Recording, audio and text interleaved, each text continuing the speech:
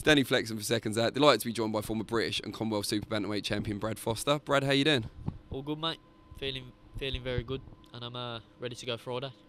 We haven't seen you in action since the Jason Cunningham fight. Why has it been so long? I think I was scheduled to fight earlier on in the year, I think March time, and then obviously I got a little hand injury with my left thumb from sparring, so that kept me out of the gym for a little bit. But back in action this Friday, feeling good. How many times have you watched that Cunningham fight back? I've watched it quite a few times, mate, but obviously I don't spend my days and nights watching the Cunningham defeat. So listen, I've moved on. I've learnt from it. It is what it is. How keen are you to kind of secure that rematch down the line, or is it more about getting the titles, getting that position on the world stage? To be honest, mate, I'm not really thinking too much about that fight anymore. Obviously, I do believe I won. If someone asks me, do I think I won? I'll say yeah. As I've said many times in interviews, but we move on. I wish Jason the best. You know, I'm going forward with him like my career. Do you know what I mean? I've got a very tough fight against Baluta, who, in my opinion, is Europe's #1. So you know, I've got to focus on this fight, and then from then on, I'll move forward.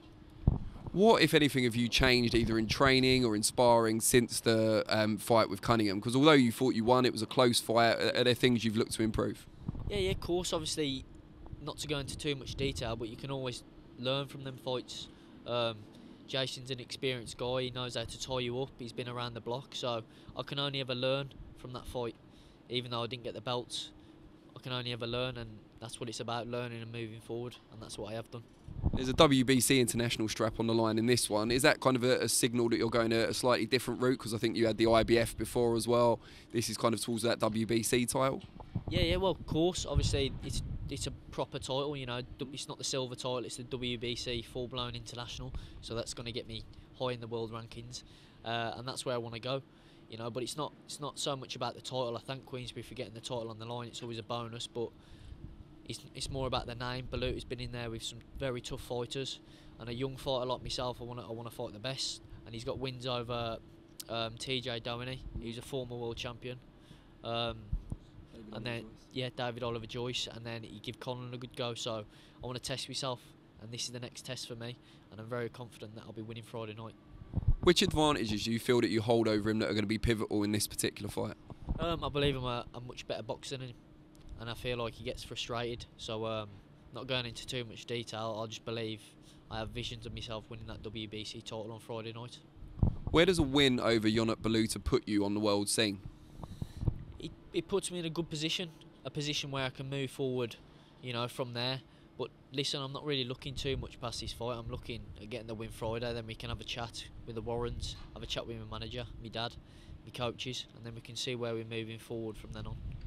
How pleased are you with how the Warrens have been since the fight with Cunningham? Because a lot of fighters experience their first defeat, and their promoters kind of don't favour them as much, sometimes even turn their back on them. They've obviously got you back out as quick as they could, and against a really good opponent with a good title on the line. Yeah, well, of course, obviously I have to thank them, but you know, they offered me a nice, like, I could just go on like an 8-rounder or something like that. Yeah, tick over, but that's not really going to benefit me. I wanted to fight Baluta because I know he's ranked very high, and he's probably an avoided fighter, to be honest.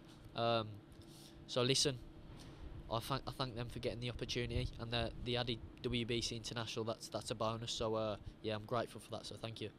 Obviously, the big dream for you ultimately is a world title, but is there anywhere in particular you'd like that to take place, or anyone you'd like it to take place against? Is that part of the dream? Mate, I just want to be a world champion. I believe I've got the skills to do so. But as I said, that's in the future. I'm focusing on Friday night. And what have you been getting up to aside from all the hard work in the gym since the last fight? You know, because to put that behind you, I'm assuming you've kind of been out and about a bit.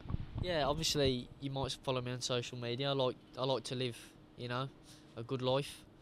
It sounds bad, that was like I'm a fucking millionaire. I'm a happy guy, do you know what I mean? I like doing things that makes me happy, so I'm going out with my mates. I don't drink or I don't smoke or none of that stuff. As I said, I had a little holiday after the Jason Cunningham fight. Went over to Dubai, watched Sonny Edwards fight for the world title, my pal. And yeah, just went out there, enjoyed myself, and yeah, mate, back to the training when I came back. Big fan of Sonny, obviously close friends as well. Yeah, major big fan. Sonny's, you know, Sonny, he's the best I've ever been in with. and he's just gonna keep progressing and progressing. He'll box people's heads off all day. He will. Did he have much to say to you after the defeats, Cunningham? I don't mean did he stop talking to you.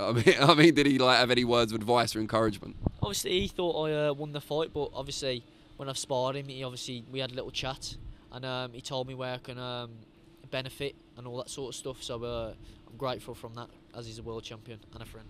It's great to have someone like that in your corner. Yeah, of course, mate. Obviously, I'm on good terms with him, and yeah, it's all good, mate. I can learn off someone like him. Just before I let you go, just remind people out there, you said, you know, if you see your social media, you live a good life. So tell people how they can find that and catch up with what you're doing. Brad Foster on Instagram. I ain't like a vlogger or anything. I'll just go out and do my thing like a normal 24-year-old. I do what makes me happy. So that's what I advise anyone: do what makes you happy, and then work hard, and then you can get these big opportunities like Friday night. What's your favourite place to go and eat when you're not in camp? I'm a Nando's guy. It's a bit boring, that is, to be fair. But yeah.